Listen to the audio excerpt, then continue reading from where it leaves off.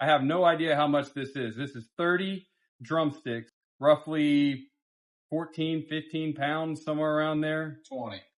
Close to 20 pounds is what I've been told. So just to clarify, I think you're kind of skimping yourself.